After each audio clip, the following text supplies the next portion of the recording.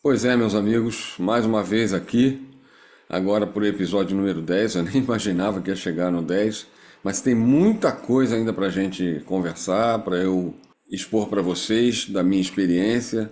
Então, vamos ao episódio. Sejam todos muito bem-vindos ao canal Visão Ufológica. Falaremos sobre ufologia e temas correlatos. E não se esqueçam de se inscrever, acionar o sininho, compartilhar e deixar seu like. Obrigado.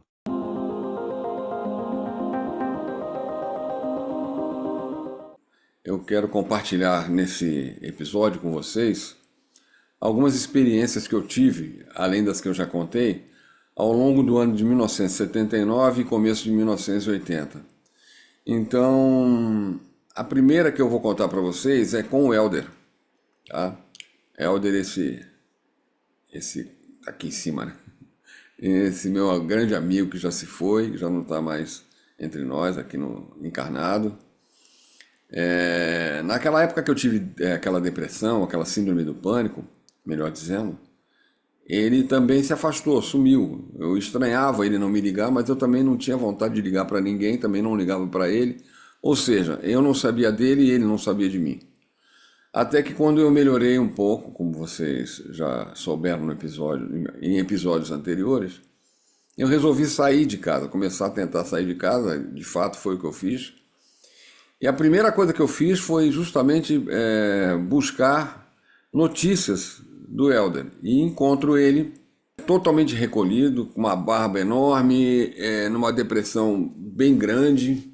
Tento falar com ele, que eu também estava com problema. Ele fica espantado com aquilo, com aquela coincidência, entre aspas. E eu me lembro que ele morava num lugar, num apartamento, e o quarto dele tinha uma beliche, né? Era uma beliche. E ele me recebeu ali, a gente ficou conversando durante algum tempo.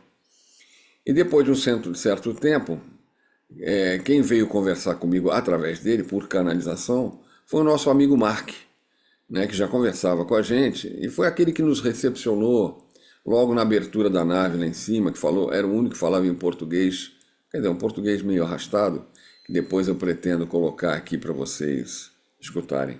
Coloque uma consciência séria sobre tudo que vocês estão fazendo. Nunca pensem em brincadeiras e mexer com forças que vocês não conhecem. Sempre com ajuda. Se vocês não souberem, peçam ajuda a quem saiba mais que vocês. Esse Mark, veio falar comigo, falamos uma série de coisas em relação principalmente à saúde do Elder. E quando ele se foi desse nosso bate-papo, que ele se despediu, eu tive a curiosidade de saber se eu podia entender onde é que ele estava, como é que era feita a canalização. E ele falou que ele estava distante do Elder, né? Que estava distante do Elder e que ele usava um equipamento. Eu falei, coisa interessante, um equipamento. Ele falou, um equipamento que eu uso quando eu quero falar com o Elder. Eu falei, tem condição de eu ver esse equipamento? Ele falou, tem. Aí ele pediu para que eu ficasse ali sentado na cama em frente à beliche. Ele foi, se deitou na parte de baixo da beliche. Vocês vão perceber isso nessa... Eu sempre erro lá, não tem jeito. Nessa figura aqui que eu estou colocando para você, nesse desenho ilustrativo. Ele se deitou na beliche, se despediu, tal, respirou fundo, relaxou. E eu vi sair do peito do corpo do Elder um equipamento azulado, brilhante, no formato de uma cápsula, uma cápsula de remédio, na horizontal. E essa cápsula, de um tamanho de uns 15 centímetros mais ou menos, ela se desprendeu, subiu, atravessou a beliche de cima, atravessou, né, a parte física da beliche de cima, e foi e sumiu pelo teto acima. E aí, logo em seguida, o Elder começou com aquela sonolência, como era de costume quando ele estava canalizando, e voltou a si, e perguntou para mim o que o Mark havia falado, porque o Elder ficava com... Ele, diferente de mim, quando canalizei, o Harian, que eu vou depois falar sobre ele com vocês, o Mark ficava completamente inconsciente nas canalizações. Ele não se lembrava praticamente de nada do que havia acontecido. Então, ou a gente contava para ele, ou ele ficaria sem saber, né? Então eu contei mais ou menos o que havia acontecido, contei o fato do equipamento, de como era feito. Ele achou aquilo incrível porque ele não tinha noção desse tipo de coisa. E conversamos mais um pouco. Eu sei que dali para frente o Helder começou a melhorar, até que depois de uns 15 dias, né, 2 semanas, vamos dizer assim, ele estava completamente refeito, saiu da depressão sem nenhuma medicação, sem nenhuma consulta com psicólogo, nenhum tipo de terapia específico, nada. Graças a Deus, né? E assim foi mais uma experiência que eu tive. Eu não imaginava que aquilo seria daquela forma feito e que havia um equipamento específico para esse tipo de canalização. Mas foi o que aconteceu. E essa experiência que eu queria, uma delas, né, que eu queria repartir com vocês. Outro fato interessante que aconteceu comigo naquela mesma época foi um determinado dia eu estava em casa, meus pais estavam em casa, eram mais ou menos umas 10 e alguma coisa da noite, né? E eu estava no meu quarto.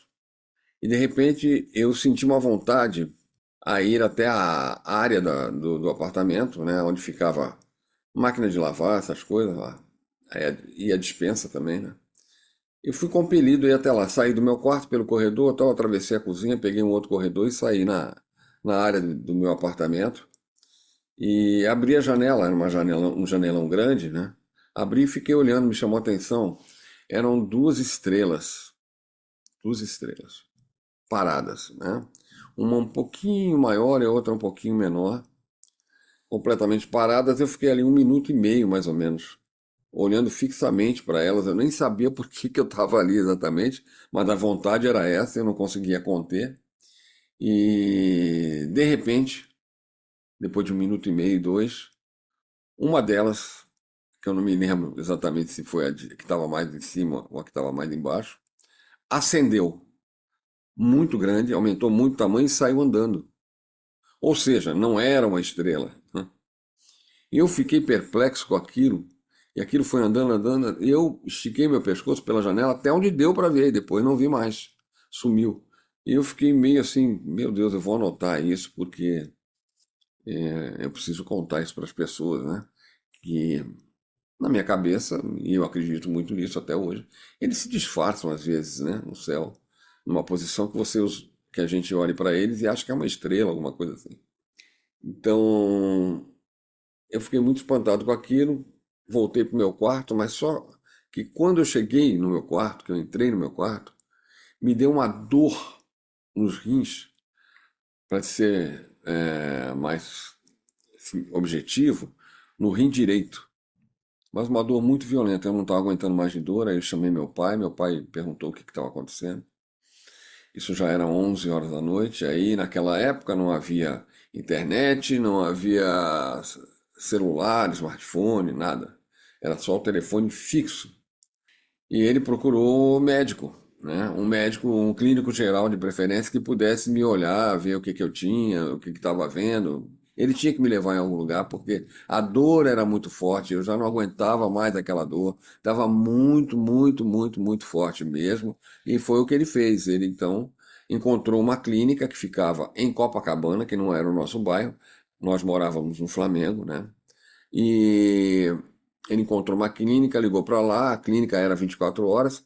Fomos para o carro, saímos da garagem, eu e ele somente, minha mãe ficou em casa. E aquela dor doía demais, era uma coisa, para quem já teve cólica renal, problema nos rins, sabe como é que é a violência dessa dor. E fomos, aí chegamos em Copacabana, exatamente na Avenida Nossa Senhora de Copacabana. Ele estacionou o carro e a clínica ficava numa espécie de um sobrado, então tinha que subir uma escada por dentro, assim, até chegar lá em cima. E eu com dor subi, subi, subi, sentei na sala. Uma moça veio nos atender, né, uma atendente. E aí conversou com meu pai, conversou comigo, fez uma ficha tal, eu não aguentava mais, meu pai respondia tudo. Aí ela falou que ia chamar um médico, 1 minutinho só, por favor, tal. Aí eu com aquela dor, aí volta ela, dali uns 2 minutos. Olha, o médico já está na sala, por gentileza. É ali, pode entrar. Aí ela abriu a porta para a gente. Quando eu coloquei o pé dentro da sala do médico, a dor desapareceu por completo, como num estalar de dedos, um piscar de olhos, um passe de mágica. Ela desapareceu por completo. Aí o médico pediu para que a gente sentasse, porque qual era o problema. Eu falei qual era o problema, mas eu falei assim, olha, até agora há pouco, antes de eu pisar aqui dentro, era uma cólica renal insuportável, só que agora eu não estou sentindo mais nada. Eu coloquei o pé aqui dentro, a cólica passou. Ele falou, nossa, interessante. Me examinou, tal, clinicamente, me receitou os exames, exame de urina, tal, tal, enfim. Voltamos para casa, meu pai comprou o remédio que eu deveria tomar se eu sentisse dor. Ele falou, ó, se começar a dor novamente, toma essa medicação aqui, toma tantas e tantas horas, tal, tal, tal. Avisa a gente aqui, coisa e tal. Eu falei, tá bom. Voltei para casa, não senti mais dor. Fiz os exames que tinham que ser feitos. E quando ficou pronto os exames, nós pegamos os exames, voltamos ao médico, né? Novamente, ao mesmo médico. E ele olhou os exames, olhou, ele falou, que interessante. Eu falei, interessante o quê, doutor? Ele falou assim, tudo indica pela dor que você sentiu, a crise que você teve, etc e tal, que era uma cólica renal devido a uma pedra nos rins, uma ou mais, né? Mas aqui nos teus exames estão indicando que você tem uma poeira nos rins, ou seja, essa pedra ela se dissolveu, ela foi pulverizada, não sei como, ele falou para mim, não sei como. Lembre-se que isso era o ano de 1979 ainda, há muito tempo. Eu não sei como, mas ela virou poeira. Ela vai sair na urina e você não vai sentir nada, porque virou poeira, não tem mais nada. Se você sentir dor novamente, volte aqui, tome aquele medicamento que eu indiquei a você. Você teve mais dor? Eu falei, não tive. Que ótimo, maravilha. Então não há o que fazer. Ele falou, é isso aí. E assim, eu e meu pai voltamos para casa, aliviados, obviamente, com o resultado do exame, e aliviados porque eu não tinha mais dor, né, inclusive. Então aquilo foi muito curioso, muito estranho, por causa daquela estrela que se moveu, logo em seguida a crise renal. Eu vou ao médico, o médico, quando eu piso na sala do médico, a dor desaparece por completo, ele me receita, compro o remédio, volto para casa, não tomei o remédio, que eu não tive dor, faço os exames, os resultados dos exames deram dessa forma que eu acabei de contar para vocês, e de alguma forma a pedra renal, o cálculo renal, melhor dizendo, né? Segundo ele, teria sido pulverizado, né? Eu não sei exatamente como é que foi isso, nem ele, né? Mas é isso, esse é mais um episódio, mais um caso que aconteceu comigo e que eu queria deixar aqui registrado para que vocês tivessem conhecimento disso. Bem, esse terceiro fato que aconteceu comigo é interessante. Eu não tinha nenhuma experiência de canalização, nenhuma, né? A não ser o Helder sim. E um certo dia, um amigo meu, chamado Heitor, professor Heitor, que era hipnólogo, era professor, era contador, enfim, era um grande amigo nosso, né? Que eu não vejo há um bom tempo. Espero que ele, quem sabe, assista a esse episódio. Heitor me telefona, eu estava sozinho em casa, eu atendo o telefone, e ele diz assim para mim, Marco, eu tô aqui na esquina da tua rua, na lanchonete e tal, a gente sempre ia lá tomar um suco, alguma coisa. Você não quer dar tá sem fazer nada aí? Como é que você tá? Tá ocupado? Se não, quer dar um pulinho aqui pra gente bater um papo? Eu falei, Heitor, tô tranquilo aqui, então espera uns 10 minutinhos aí que daqui a pouco eu tô aí. Rapidamente me arrumei e tal, e fui pentear o cabelo. Quando eu cheguei em frente ao espelho, no banheiro, eu olhei para o espelho e vi meus olhos diferentes. Vi os meus olhos maiores e muito luminosos. Eu achei aquilo tão esquisito. Foi um susto, né? De ver aquilo. Nunca tinha visto aquilo na minha vida. Eu falei, deve ser alguma coisa do espelho, ou eu estou tendo uma vidência, a chamada vidência que o Helder tanto falava para mim e tal. E devo estar vendo alguma coisa. Mas me senti meio estranho. Me senti bem, mas diferente. Saí dali assim mesmo, não tinha tempo para ficar pensando nisso, o Heitor estava me esperando. Desci, na hora que eu desci, passei pelo porteiro. para muitos aí zelador, né? Ele olhou para mim meio estranho assim, eu achei aquilo estranho, ele olhar daquele jeito para mim, né? Dei um boa tarde para ele, saí, peguei em direção à parte esquerda da minha rua, onde lá na esquina ficava a tal da lanchonete, e fui descendo a rua, fui andando. Conforme eu ia andando, as pessoas iam me olhando de uma maneira muito esquisita, né? Eu achei aquilo estranho. Quando chegou mais ou menos a uns 100 metros da lanchonete, por aí, a minha visão ficou dupla, ou seja, eu via na altura, nos meus 1,70 m e alguma coisa, mas via de cima para baixo, como se eu fosse muito mais alto. É como se fossem duas câmeras, uma na altura da vista e a outra muito mais acima. Só que eu não sentia nenhum tipo de tontura, de confusão. Eu consegui enxergar nos dois planos, as duas posições, sem me causar nenhum problema na hora de andar ou qualquer coisa. Aí eu cheguei na lanchonete, finalmente cheguei na lanchonete com aquela sensação estranha. Falei, pô, na minha cabeça, vou contar pro Heitor. O Heitor estava de costas no balcão lá, tomando lá um suco. Eu toquei nas costas dele e falei, Heitor, cheguei. Aí ele, ô Marco, quando ele olhou para mim, ele deu um salto para trás, mas um salto mesmo. Ele é magrinho, ele deu um salto para trás. Falou, o que é isso? Falei, o quê? Os teus olhos, cara, você tá diferente. O que é isso nos teus olhos? Você botou lente, tá luminoso, o que é isso? Falei, Heitor, ele falou, Heitor, fala novamente meu nome. Eu falei, não, Heitor. Aí eu também ouvi. Minha voz estava completamente diferente, tá? A entonação da voz estava diferente. O timbre, muito diferente. Apesar de eu já ter uma voz grave, mas era muito mais grave, muito mais. E aí eu comecei a conversar com ele com o que acabara de me acontecer, enfim, alguns minutos antes, né? E a gente ficou ali na conversa, ele me chamou para um canto e a gente começou a conversar, e, enfim, teve uma conversa dele com essa entidade extraterrestre, vou chamar assim, que me acompanha há muito tempo, que se chama Harian, né? O Harian, quer dizer, o nome dele, para falar a verdade, o nome dele não é Harian, tá? Harian é um som mais possível de ser falado e que contém a vibração do nome dele, mais próximo da vibração do nome dele, que é um nome muito maior e que é dificílimo de pronunciar. Eu não vou nem tentar fazer isso aqui. Também ele já acostumou eu chamar ele de Harian, todo mundo já conhece ele como Harian, tem gente que fala Harian, mas não é Harian. E eles tiveram uma conversa, né? Mas eu, o tempo todo, assim, presente na conversa. Nunca fiquei apagado como o Helder, acontecia com o Helder nas canalizações dele com o Mark. E assim começou, foi a minha primeira canalização, a primeira aparição, né? Ou atuação, melhor dizendo, do Harian comigo.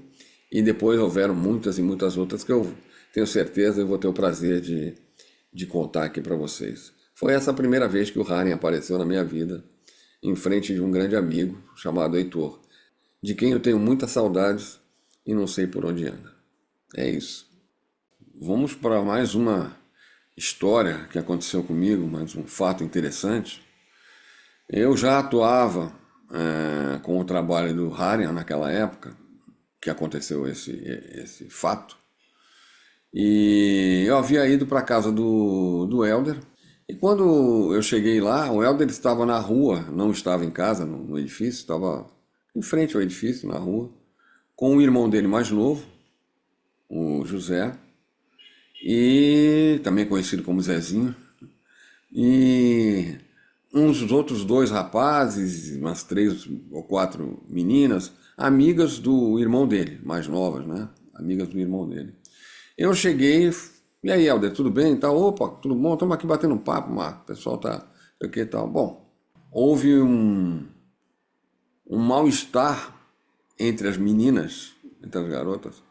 Elas dali a pouco começaram a se sentir muito mal, mas muito mal mesmo. Aí uma delas olhou para cima e falou, o que é aquilo, um disco voador? Aí nós olhamos, e não era uma nave, vamos chamar assim, claramente, um veículo, né, transporte, não era da nossa turma, né? A nossa turma tem uma vibração tem específica, diferente, que a gente sente quando são eles. É uma coisa estranha isso, mas a gente sente. Quando é e quando não é. E não era, entendeu? E as meninas começaram a passar mal. Tivemos que socorrê-las, levamos elas, foi todo mundo para dentro do apartamento do Helder, né, que morava lá com o pai dele, etc. E tal. E elas começaram a passar mal e quase vomitar, e passar muito mal, ia tremer, e quase desmaiar. Principalmente duas delas. E uma deitou numa cama, a gente colocou a outra no sofá deitada também, porque não tinha condição dela ficar em pé, ela não estava se aguentando, não estava apagando já. E automaticamente, imediatamente, meu amigo Harian vem e faz a canalização através de mim. A mesma coisa acontecendo com o Helder e o Mark, né? E ali a gente atuou de alguma forma, eu não sei qual, mas a menina, as meninas, né, porque ficaram duas passando muito mal, o corpo delas tremia e quase que levitava, é como se tivesse uma corda ou alguma coisa puxando elas para cima, entende? É muito, muito estranho até de explicar para vocês isso, é muito estranho. E isso acontecia tal, e a gente, aquela gritaria, as outras colegas apavoradas, os caras também muito assustados com aquilo. O pai do Helder estava presente, né? Muito assustado, mas a gente não tinha como esconder, tinha que fazer o que tinha que ser feito, seja lá o que foi feito, né?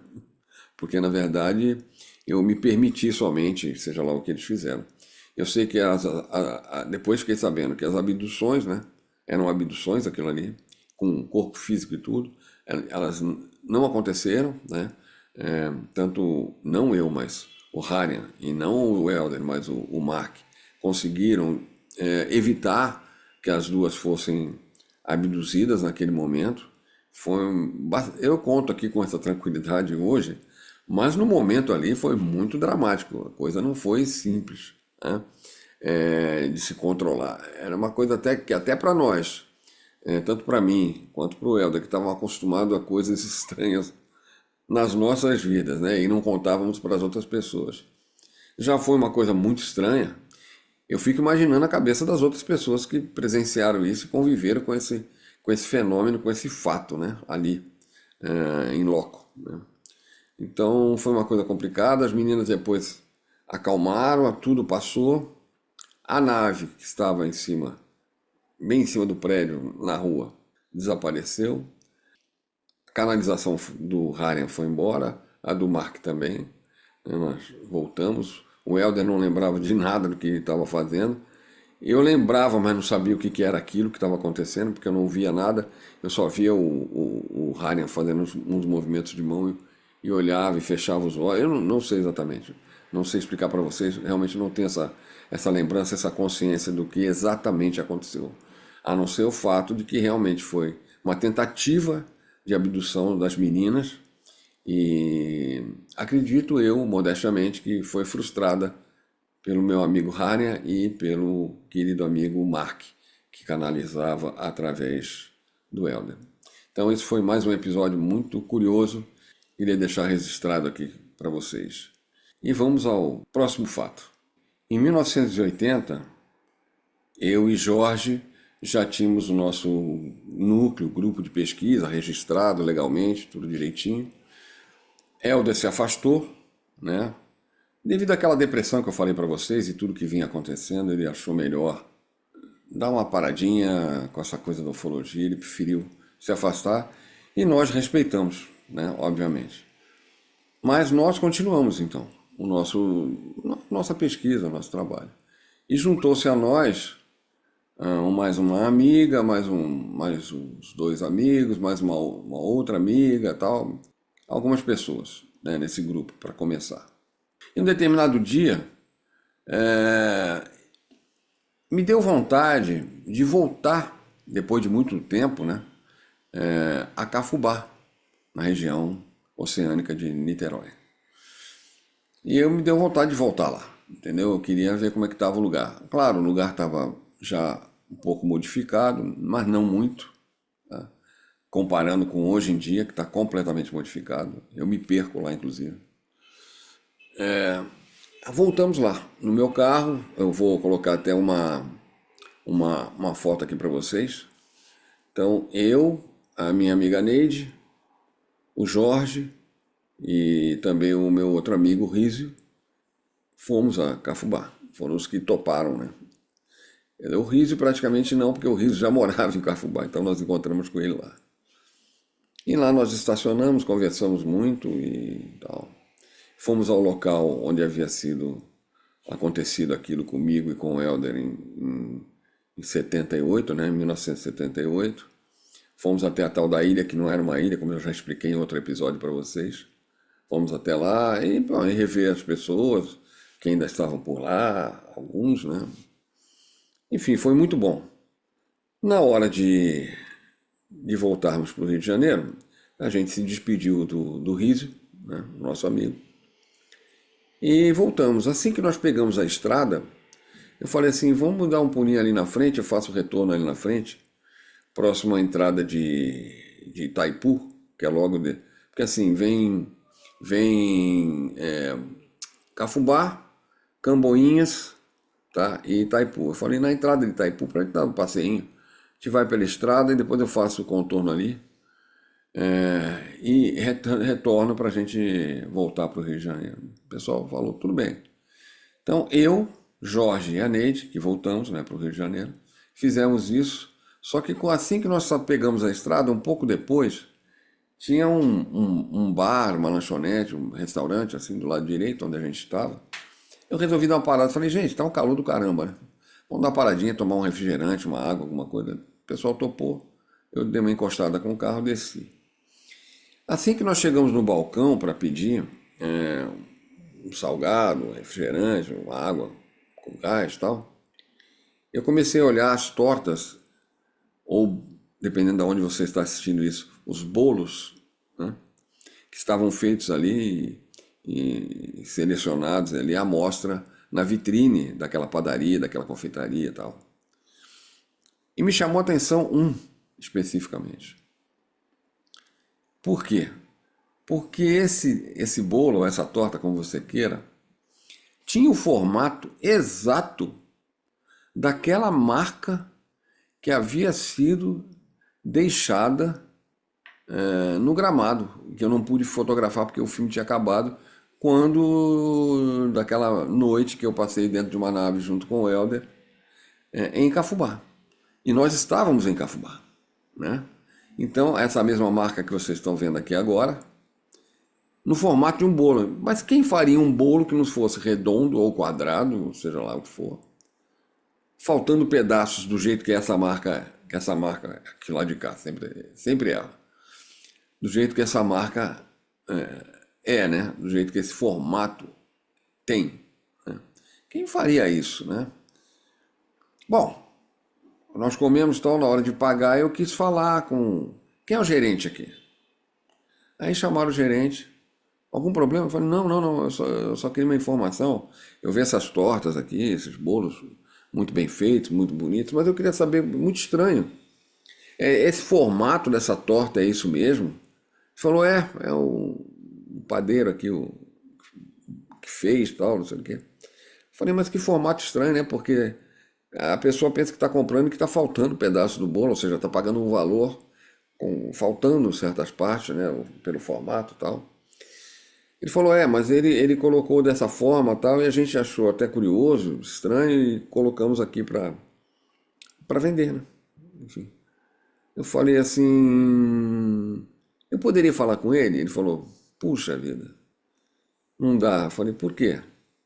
É porque ele pediu as contas ontem e foi embora.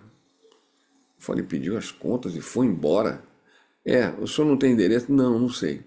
Ele não era daqui, ele ficou 15 dias ou 20 dias conosco, ou um mês, não me lembro direito, realmente. E ontem, exatamente ontem, se o senhor tivesse vindo ontem, talvez o senhor encontrasse ele aqui.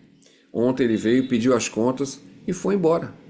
Eu falei, mas não tem nenhuma indicação para o local? Ele falou, meu amigo, infelizmente não sei para onde ele foi, se ele foi trabalhar em algum outro lugar, se ele mudou daqui, não sei exatamente. Falei, que coisa estranha. E aí saímos dali, entramos no carro e, obviamente, começamos a comentar como é que alguém, em sã consciência, faz uma torta no formato daquele, totalmente estranho, né? E coloca logo ali naquele lugar, quer dizer, naquele lugar ali de Cafubá, onde aconteceu aquilo comigo, onde eu vi as marcas, onde tudo aconteceu. E eu vou pedir informação justamente no dia que eu resolvo ir a Cafubá, para rever o local, me deu aquela vontade, aquela saudade de ver mesmo o local. E o camarada pediu a conta, ficou 20 dias ou um mês só trabalhando ali naquela confeitaria, padaria, e pediu a conta no dia antes de eu ter ido lá com os meus amigos. Quer dizer, é uma coisa muito estranha. Eu não acredito em coincidências, certo? Então, tem algum recado, né? A minha opinião é que tem um recado tipo, ó, estamos aqui, estamos contigo, sabemos o que você pensa, onde você vai, o que você faz, coisas desse tipo que passaram pela minha cabeça e depois conversando com o Jorge, com os meus amigos, eles também perceberam da mesma forma que eu. Então é mais um fato, mais uma curiosidade que eu quis trazer aqui para vocês, que aconteceu comigo. E foi assim desse jeito, tá, gente? São coisas estranhas, eu tenho muito mais coisa para contar para vocês, mas isso vai ficar para um próximo episódio, obviamente. Esse termina por aqui e encontro vocês novamente, querendo Deus, no episódio de número 11, ou seja, no próximo episódio.